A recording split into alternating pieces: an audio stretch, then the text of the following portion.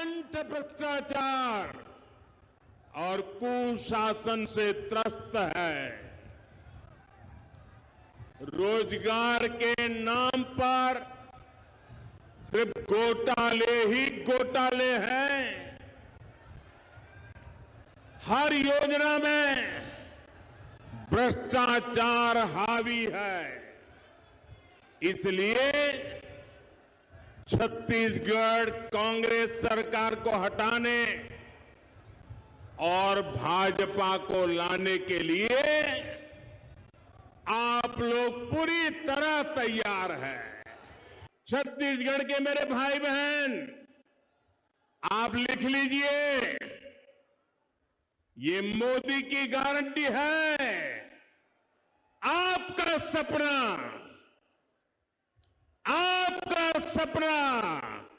अब मोदी का संकल्प है। छत्तीसगढ़ के हर परिवार का सपना तभी साकार होगा जब छत्तीसगढ़ में भी भाजपा सरकार होगी। पीएससी घोटाला, ये पीएससी घोटाला तो यहां के युवाओं के साथ बहुत बड़ा धोखा है। कांग्रेस की कुनीति को छत्तीसगढ़ के नौजवान भुगत रहे हैं।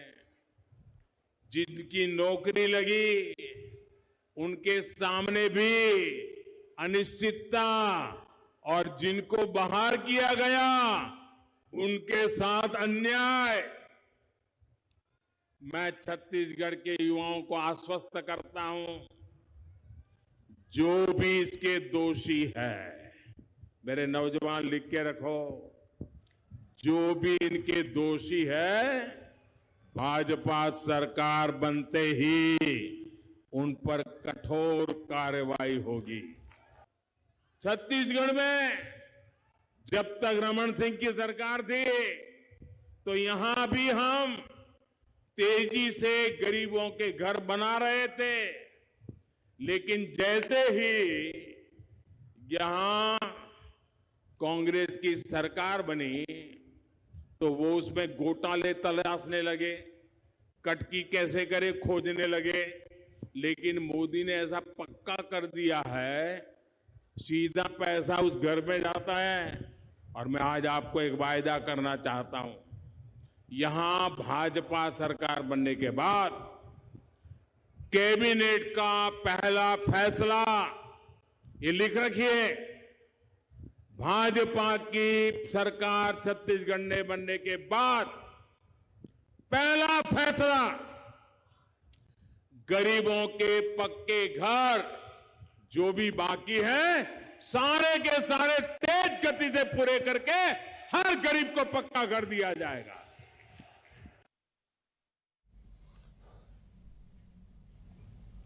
नमस्कार, जवाब तो देना होगा मैं आप सभी का स्वागत है। मैं हूं डॉक्टर अवधेश मिश्रा।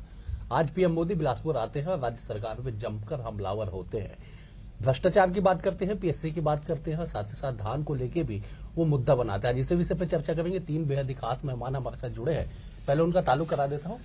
श्रीचंद सुंदरानी जी हमारे साथ बीजेपी के पूर्व विधायक है, प्रवक्ता है, सीनियर लीडर है। सुंदरानी जी आपका स्वागत है। कांग्रेस से शशि भगत है, उपाध्यक्ष पीसीसी के। शशि जी आपका भी स्वागत है। वरिष्ठ राजनीतिक विश्लेषक अनिरुद्ध दुबे भी हमारे साथ जुड़े हैं। अनिरुद्ध जी आपका भी स्वागत है।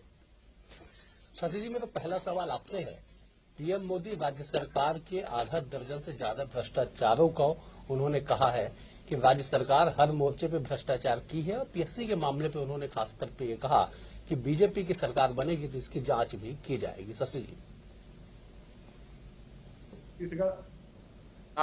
नौ मन तिल होगा ना राधा नाचेगी। मोदी जी का सपना रह जाएगा। हर जगह परास्त हो रहे हैं, ये बात पूरे देश नहीं पूरी दुनिया देख रही है। आज तक पीएससी के अंदर कोई भी आवेदक ये अप्लाई नहीं किया है कि हमारे पीएससी के दरमियान, भर्ती के दरमियान कोई गड़बड़ी हुई है। ये सबसे बड़ा आधार ये है कि उसमें पुख्ता रूप से कोई अधिकारी का बच्चा कोई अफसर नहीं बन सकता, ऐसा कौन से कानून में लिखा हुआ है। अब उसकी जांच करवाने के लिए भी तैयार है। भूपेश बघेल जी ने स्वयं कहा हम उसकी जांच करेंगे, उसके बाद उसको भेजेंगे। तो इस तरह की कोई बात नहीं जहां भर्तियों से संबंधित या कोई अन्य तरह की बात इसमें फंसे, बल्कि 15 साल की गवर्नमेंट ने केवल 9 बार वैकेंसी निकाला, उसमें 9 बार में भी ढीला हवाला होता रहा, कई तरह की अड़चनें आती रही जिसका सोल्यूशन वो लोग कर नहीं पाए। भ्रष्टाचार की बात करते हैं, हिंदुस्तान देख रहा है 20 करोड़ रुपए किसके थे, 20,000 करोड़ रुपए किसके हैं जो इन्वेस्ट किए हैं। तो आजादी के बाद से इस तरह की स्थिति मोनोपोली करने वाले श्री मोदी जी को ये बात पता नहीं है, उनको बार बार छत्तीसगढ़ आना पड़ क्यों रहा है। यहाँ के नेताओं पे उनका भरोसा टूट गया है और आज भी वो चाहते हैं कि छत्तीसगढ़ की सरकार बने। क्या हमारी माता और बहनों की गोद लुटे बिके, इसलिए चाहते हैं? क्या चाहते हैं कि 3,000 चर्चा करते हैं और कहते हैं कि बीजेपी की सरकार बनेगी तो कैबिनेट के पहली बैठक में जो है पीएम आवास को योजना को लेकर निर्णय लिया जाएगा।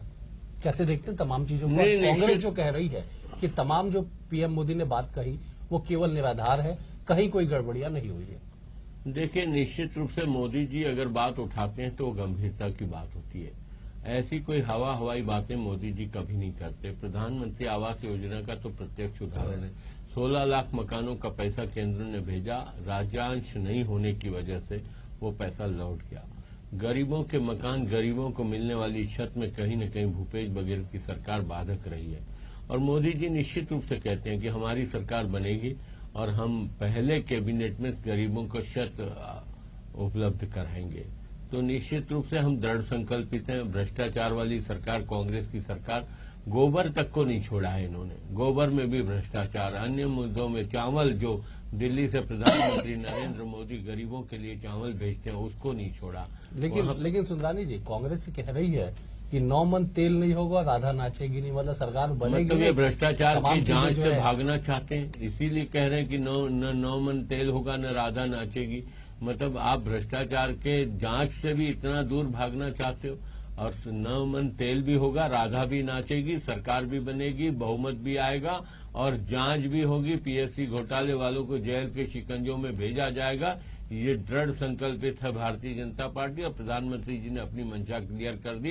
पूरे प्रदेश में भ्रष्टाचार के लेकर जिस प्रकार से कांग्रेस पार्टी के ऊपर आरोप लग रहे हैं और जिस प्रकार से प्रमाणिकता के साथ आज इनके कई सारे अधिकारी, कई सारे समर्थक जेल की शिकंजों में है, कहीं न कहीं शराब घोटाला, चावल घोटाला। ठीक है सुंदरानी जी, मैं लौटूंगा आपके पास। एक बार अनिरुद्ध जी का मैं रुख कर लेता हूँ। अनिरुद्ध जी, पूरे पीएम मोदी के इस भाषण को, चाहे धान का मसला हो, पीएससी का मसला हो, या एक चीज उन्होंने बेहद ही खास कही है कि राजीव गांधी कहते थे मैं 1 रुपया बेचता हूं तो केवल 15 पैसे धरातल पे पहुंचते हैं। पीएम मोदी ने आज उस बात को कहा कि मैं 1 रुपया भेजता हूं तो पूरे के पूरे 100 पैसे धरातल तक पहुंचते हैं। इन पूरे उन भाषण के समरी को और चुनावी समय को कैसे देखते हैं? देखिए, आपने बहुत अच्छा शब्द का इस्तेमाल किया अवधेश जी, समरी। आज तो उनके भाषण की शुरुआत ही छत्तीसगढ़ी की इस लाइन से हुई कि जम्मू छत्तीसगढ़ भाई बहनी, सियान महतारी मनला, जय जोहार। और उसके बाद देखिए क्या है, कई सारे तथ्यों को और तर्कों को उन्होंने समेटने की कोशिश की मोदी जी ने। चाहे वो जो है अपना पीएससी वाला मामला हो, चाहे यहाँ पे एक चीज आज गौर करने लायक बात ये रही कि जातिगत फैक्टर जो छत्तीसगढ़ में कमाल करता है। आप देखिएगा सबसे ज्यादा जो है ओबीसी वोटर हैं, उनके बाद फिर आदिवासी हैं, फिर अनुसूचित जनजाति वर्ग। उस पर उन्होंने विशेष फोकस किया। उन्होंने कहा कि मैं पिछड़े वर्ग से हूं, प्रधानमंत्री हूं, तो मुझे बर्दाश्त नहीं किया जा रहा है। मतलब सीधे सीधे कटाक्ष जो है छत्तीसगढ़ में कांग्रेस पर था। फिर उन्होंने कहा कि हम जो है, मतलब यह है कि अनुसूचित जाति की बात करें तो उन्होंने जो है रामनाथ कोविंद जी का उदाहरण दिया कि जब हम उनको राष्ट्रपति बना रहे थे तब फिर भारी विरोध हुआ। फिर जब हम आदिवासी वर्ग की तरफ आए और द्रौपदी मुर्मू जी को राष्ट्रपति बना रहे थे तब भी बहुत विरोध हुआ। ये एक उनकी बहुत बड़ी बात थी। और दूसरी बात जो है, आज जो है घोषणा कि हमारी सरकार बनते ही कैबिनेट का सबसे बड़ा जो है पहला फैसला होगा गरीबों को मकान, ये एक बहुत बड़ी बात की। फिर ये चावल और खेती किसानी, इस मुद्दे पे जो छत्तीसगढ़ में बहुत ज्यादा बात होती है, तो उन्होंने कहा कि चावल का तो एक एक दाना जो है हम यहाँ पर खरीदते हैं। फिर एक राजनीतिक हमला और राजनीतिक वार जो होता है तो वो टीएस सिंहदेव जी की तरफ भी मुड़ गए बोले हमारी पिछली सभा थी तो मंच पर से उप मुख्यमंत्री जो है टी.एस. सिंहदेव जी ने जो है केंद्र सरकार की प्रशंसा की, जिसको उनके लोग बर्दाश्त नहीं कर पा रहे हैं। बिल्कुल बिल्कुल आपने सही कहा। शशि जी, टी.एस. सिंहदेव का जिक्र पीएम मोदी करते हैं, उसके बाद वो कहते हैं कि कैबिनेट की बैठक होगी बीजेपी सरकार में तो प्रधानमंत्री आवास योजना के तहत गरीबों को छत मिलेगी। ये कॉन्फिडेंस है पीएम मोदी का या क्या है ये? देखिए, ये जुमलेबाज है। ये बात श्री शाह जी पहले भी बोल चुके हैं 15 लाख वाले मसले पे, और एक और झूठ परोस गए, बोल गए कि सरकार बनेगी तो हम ये करेंगे। माननीय श्री भूपेश बघेल जी को ये सख्त और जनहित में एक निर्णय लेना पड़ा, जिसमें केंद्र सरकार ने जब देना बंद कर दिया आवास का पैसा, तब 7 लाख लोगों को श्री राहुल जी छत्तीसगढ़ आते हैं और 25-25 हजार रुपए की प्रथम किस्त देते हैं। ये छत्तीसगढ़ की जनता जानती है, ये स्वागत योग्य कदम है।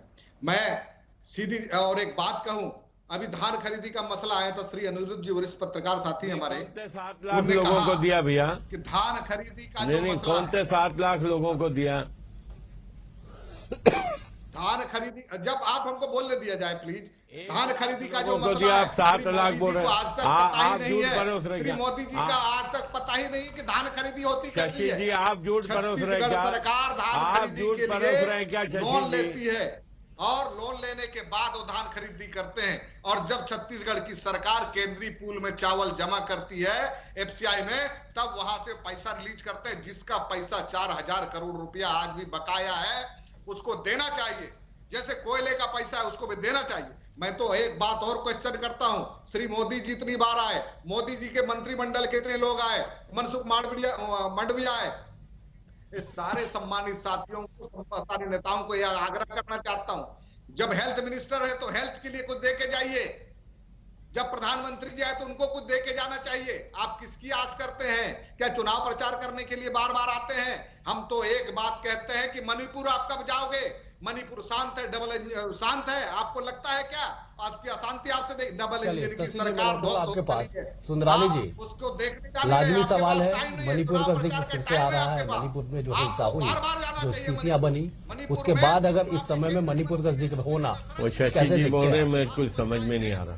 आप अपने सवालों का जवाब दे दीजिए सुंदरानी जी। एक बार मणिपुर का जिक्र जो है वो कांग्रेस के साथी कर रहे हैं कि पीएम मोदी को मणिपुर जाना चाहिए, छत्तीसगढ़ बार बार आते हैं चुनावी प्रचार। अरे कांग्रेस पार्टी को, मुख्यमंत्री को छत्तीसगढ़ का उल्लेख करना चाहिए, बात बात में मणिपुर की बात नहीं करनी चाहिए। मणिपुर तो संभाल लेंगे मोदी जी, अमित शाह जी।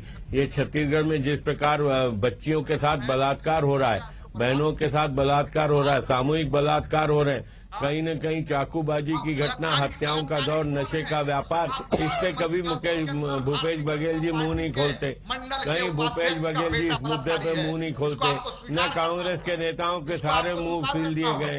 ये मणिपुर बात करते हैं, अन्य बातों पर क्यों नहीं? जो राजस्थान में जो अच्छा काम हो रहा है, कम से कम उसके तो वाहवाही करिए, उसके लिए तो अच्छा बोलिए। अब देश के अंदर, दुनिया के अंदर अगर कोई आदमी झूठ बोलने वाला है, अरे आप गोबर घोटाला करते हो, आप चावल घोटाला करते हो, आप शराब घोटाला करते हो, आपकी सरकार घोटालों की सरकार है। आप उन घोटालों पे तो बोलिए, ईडी की कार्रवाई पे तो बोलिए। ईडी बस आप ईडी के खिलाफ बोलते हैं, लेकिन ईडी ने क्या क्या कार्रवाई करी, क्यों करी? शराब घोटाले पे आपका कभी बयान नहीं आता। शशि जी मैं आपके पास लौटूंगा, शशि जी मैं आपके पास लौटूंगा। आप लगातार बोलेंगे तो बाकी साथियों को बोलने का मौका नहीं मिल पाएगा। शशि जी मैं लौटूंगा आपके पास। अनिरुद्ध जी, पीएम मोदी 16 दिन में दूसरी बार छत्तीसगढ़ आते हैं जी। 3 तारीख को फिर से वो संभवतः जगदलपुर आएंगे जी। मतलब 20 दिन के भीतर 3 दौरा पीएम मोदी का। कैसे देखते हैं छत्तीसगढ़ में चुनाव होना है?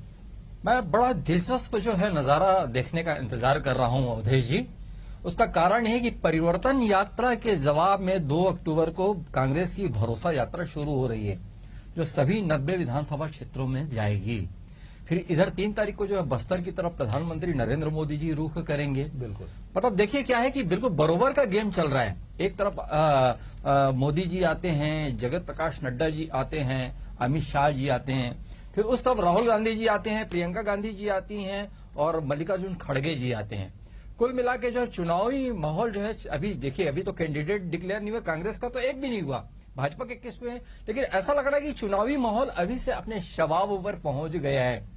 मतलब आज देखिए प्रधानमंत्री ने घोषणा कर दी कि कैबिनेट का फैसला होगा कि गरीबों को मकान। बिल्कुल। तो मतलब ये जो घोषणाएं जो होती थी ना अवधेश जी, जब मतदान को गिनती के 5 दिन या एक आध हफ्ते बचे होते थे तब होती थी, तो अभी तो जो है मतलब चुनाव की तारीख की घोषणा नहीं हुई है। तो कुल मिला के जो है छत्तीसगढ़ जो है दोनों पार्टियों के लिए बहुत बड़ी प्रतिष्ठा का प्रश्न है।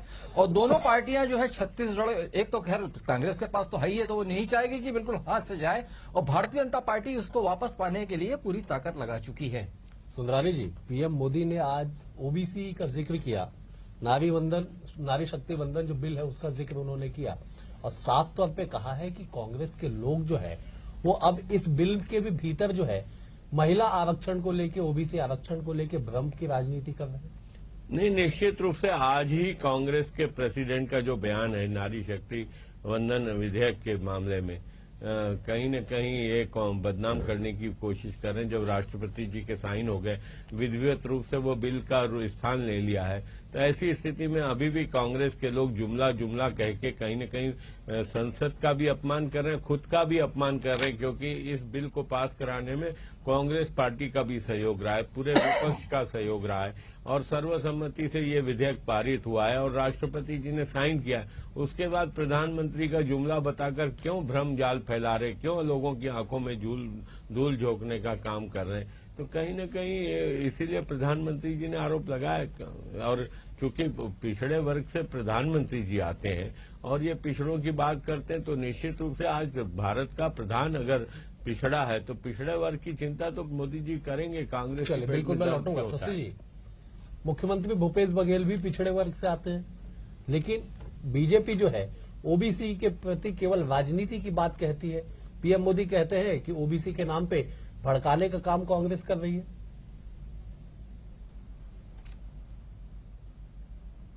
क्या है, चाहे वो महिला आरक्षण का मसला हो, चाहे संसद के अंदर श्री अली जी को की फजीहत करने का मसला हो, भारतीय जनता पार्टी के अंदर एक फितूर सवार हो गया है। विधुड़ी जी ने जैसे सार्वजनिक रूप से किया, जब मोदी जी राहुल जी को एक लाइन में बाहर का रास्ता दिखाने का प्रयास करते हैं अध्यक्ष जी के मार्फत, तो पूरा देश देख रहा होता है। क्या आज विधुड़ी जी को निकालने का कोई रास्ता नहीं अख्तियार होता? सीधा यह है अर्थ कि केवल कांग्रेस शासित राज्यों में कांग्रेस के लीडरान को परेशान करने का एक आधार मात्र है और कुछ नहीं। लेकिन कांग्रेस पार्टी के लोग डरने वाले नहीं हैं। महिला आरक्षण का मसला आता है, श्री राहुल जी ने नहीं, उनके फादर श्री राजीव जी ने, पूर्व प्रधानमंत्री जी ने आरक्षण दिया था महिलाओं को, और ये रास्ता अख्तियार हुआ महिलाओं के नेतृत्व को बढ़ावा मिलने का। और आज इनने आरक्षण दिया तो बहुत अच्छा काम किया, इसका स्वागत सभी लोगों ने किया। जनगणना के आधार तक, जनगणना जब तक नहीं होती तब तक, सीमांकन जब तक नहीं होता तब तक ये रुका रहेगा, और सीमांकन कब होगा इसका भगवान ही मालिक है। हमारा कहना यह है, अगर सही मायने में महिला आरक्षण लागू करने की बात आती तो श्री मोदी जी को विधानसभा के अंदर, जो लोकसभा के अंदर जो आज पूरे देश के अंदर बहुमत में है, उनको तत्काल इसको लागू कर देना चाहिए। केवल चुनावी फायदे के लिए 5 राज्यों में इस तरह की नौटंकी करना बंद कर देना चाहिए। ये हमेशा से इस तरह की बात करते रहे, चाहे 15 लाख चलिए, मैं लौटूंगा शशि जी, मैं लौटूंगा आपके पास। शशि जी, मैं लौटूंगा आपके पास। चीजों में सुंदरानी जी, आगे बढ़ के केवल 5 राज्यों में चुनावी लाभ लेने के लिए नारी शक्ति वंदन जो बिल है वो लाया गया है, ये कांग्रेस के साथ ही आरोप लगा रहे हैं। देखिए, कांग्रेस के लोगों को आरोप लगाना उचित नहीं है, क्योंकि कांग्रेस स्वयं हिस्सेदार है। कांग्रेस ने स्वयं इस विधेयक को पारित कराया है, कांग्रेस का समर्थन रहा है, और नारी वंदन विधेयक पास हुआ है संसद में। ये 5 राज्यों के चुनाव में लाभ लेने की बात नहीं है, ये तो महिलाओं को न्याय देने की बात है, महिलाओं की भागीदारी सुनिश्चित करने की बात है, और मोदी जी ने यह प्रयास किया है। निश्चित जनगणना हो जाता उसके बाद करते, 2021 का जनगणना हो जाता उसके बाद करते। शशि जी, एक बार सुंदरानी जी को कंप्लीट कर लेने दीजिए। शशि जी, मैं लौटूंगा आपके पास, एक बार सुंदरानी जी को कंप्लीट करने दीजिए। आप सुनते भी हो कि नहीं शशि जी? बिना आपको सुने नहीं आता क्या? सुंदरानी जी, आप कंप्लीट करें। सुंदरानी जी, आप अपना जवाब कंप्लीट कर लीजिए। निश्चित रूप से प्रधानमंत्री जी ने नहीं, आपको लगता सुनने नहीं आता है। आप इसीलिए बिना ब्रेक की गाड़ी चला रहे हो, एक तरफा बोले जा रहे हो, आपको यहाँ से बार बार रोका जा रहा है, लेकिन आप रुकते नहीं हो, आप हर चीज में बोलने लग जाते हो बीच में। और हम बोलना चालू करेंगे तो एक शब्द नहीं बोल पाओगे आप। चलिए सुंदरानी जी, आप अपना जवाब कंप्लीट कर। शशि जी एक बार जवाब ले दीजिए, मैं आपके पास लौट। नारी वंदन विधेयक देश की महिलाओं को अधिकार देने का विधेयक है। नारी वंदन विधेयक जो भी है, एक नारी शक्ति को सम्मान देने का है, राजनीति में भागीदारी सुनिश्चित करना, महिलाओं को अपने अधिकार देने की बात है। संसद में सर्वसम्मति से पास हुआ है। कांग्रेस इसमें गलतियां खोजती रहे, कांग्रेस की गलतियां खोजने से हमारी सेहत पे कोई फर्क नहीं पड़ता। ये विधेयक निश्चित रूप से आएगा। आने वाले समय में महिलाओं को 33% का आरक्षण मिलेगा। कांग्रेस कितनी भी नौटंकी कर ले, कांग्रेस कितना भी लोगों को भड़का ले, लोग अब इनके बहकावे में नहीं आने वाले। ठीक है सुंदरानी जी, देखिए आप पूरा जो दोष है वो कांग्रेस पे मढ़ देंगे तो फिर आप, अनुप्रिया पटेल ने संसद में कहा कि ओबीसी पे आरक्षण होना चाहिए। उमा भारती मुख्यमंत्री रही है मध्य प्रदेश की, उन्होंने इस बात का विरोध किया कि ओबीसी महिलाओं का आरक्षण मिलना चाहिए। इन बातों का भी तो जिक्र होगा ना इन तमाम चीजों में।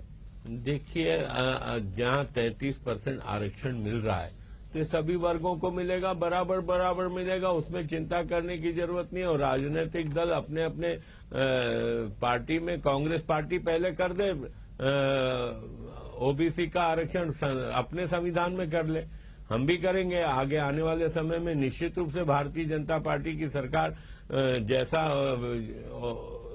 हित होगा लोगों का, उस हित में ठीक है शशि जी, मैं आपके पास लौटूंगा, लेकिन एक बार मैं अनिरुद्ध जी का रुख कर लेता हूं, फिर उसके बाद मैं लौटूंगा। अनिरुद्ध जी, पीएम मोदी आज गारंटी देके गए हैं। उन्होंने कहा है कि आपका सपना मोदी का संकल्प है। ये लाइन, ये बातें कैसे आप देखते हैं इसको, बतौर राजनीतिक विश्लेषक? देखिए, मोदी, आपका सपना जो है मोदी का संकल्प है। रही क्या है कि पब्लिक से जो कनेक्ट होने की जो कला है, जहां तक मैं समझता हूं मोदी जी को आती है। और कहां पे हम कमजोर पड़ते हैं, दिल्ली में बैठे हुए इस चीज को समझ पाते होंगे। इसका एहसास आज मुझे इस तरह हुआ। देखिए, छत्तीसगढ़ की सरकार जो है रेलवे के टाइम और रेलवे के रद्द होने को, रेलगाड़ियों के रद्द होने पे लगातार केंद्र सरकार पर प्रहार कर रही है। आज उस मुद्दे पे भी नरेंद्र मोदी जी खूबसूरती से बोले। उन्होंने कहा कि कांग्रेस के समय में जब सरकार थी, केंद्र में कांग्रेस की सरकार थी, तो रेलवे को जो है केंद्र सरकार ने मात्र 300 करोड़ दिए थे। बिल्कुल। और जब हमारी सरकार आई तो 6000 करोड़ हमने दिए, जिसमें रेल की दोहरी लाइन हुई, बिजलीकरण हुआ और बहुत सारे उन्होंने उदाहरण दिए। तो कहाँ कैसा खूबसूरती से बचाव करना है, ये मोदी जी को तो एक आता है। और दूसरी बात, जहां तक कि मैं समझ पा रहा हूं कि मतलब वो उनके भाषण में बहुत काम होता था कि वो कार्यकर्ताओं तक जाएं। बिल्कुल, मतलब पूरा उनका जो भाषण, उनका दिमाग जो है दिमाग जो है पब्लिक पे केंद्रित रहता था, श्रोताओं पे केंद्रित रहता था। आज उन्होंने जो है कार्यकर्ताओं की भी बात की कि अब ये समय आ गया है कि हमें बूथ जीतना है। बिल्कुल, कार्यकर्ता ध्यान रखें कि जब तक बूथ नहीं जीतेंगे चैन से नहीं बैठेंगे। लेकिन अनिरुद्ध जी, सवाल इसमें एक मैं जोड़ देता हूं छोटा सा, कि क्या पीएम मोदी की गारंटी छत्तीसगढ़ में चलेगी? भूपेश बघेल जी की सरकार है यहाँ पे 1/3 बहुमत के साथ, क्या वो गारंटी लोग एक्सेप्ट करेंगे? देखिए, मुझे जहां तक के है गारंटी भी उन्होंने कहा, गारंटी जो है 2-3 बार इस्तेमाल किया होगा। एक घोषणा भी उन्होंने कर दी, प्रधानमंत्री आवास योजना का जो मुद्दा रहता है, तो उन्होंने एक घोषणा भी कर दी कि कैबिनेट का बड़ा फैसला होगा, हर जो है गरीब को मकान। लेकिन गारंटी तो अभी कांग्रेस की तरफ से भी आना बाकी है अवधेश जी। और जहां तक कि मेरा अपना अनुमान है कि जैसे कर्ज माफी का जो वादा कांग्रेस ने किया था और राहुल गांधी ने मंच से पिछले चुनाव में घोषणा की थी, तो वैसा ही कुछ करिश्मा कांग्रेस भी करने के लिए तैयारी कर रही होगी। शशि जी, मैं 20 सेकंड में आपका जवाब चाहूंगा, समय का अभाव है। क्या पीएम मोदी की गारंटी छत्तीसगढ़ में चलेगी, और नहीं चलेगी तो क्यों नहीं चलेगी?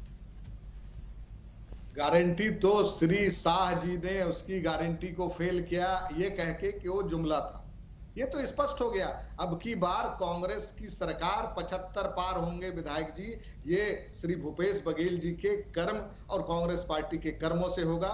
यही कांग्रेस पार्टी की इच्छा और जनता की इच्छा है छत्तीसगढ़ की।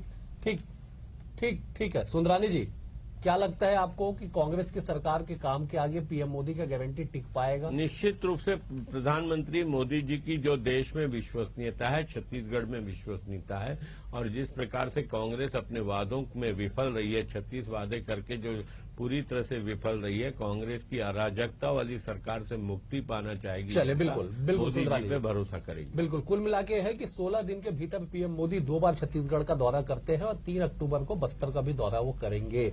ऐसे में पीएम मोदी गारंटी देते हैं, घोषणा करते हैं कि पहली कैबिनेट की बैठक में अमुक निर्णय लिया जाएगा, लेकिन तमाम गारंटी और घोषणाओं पे जनता कैसे अमल करती है, जनता कैसे भरोसा जताती है, ये साल के अंत में ही पता चल पाएगा।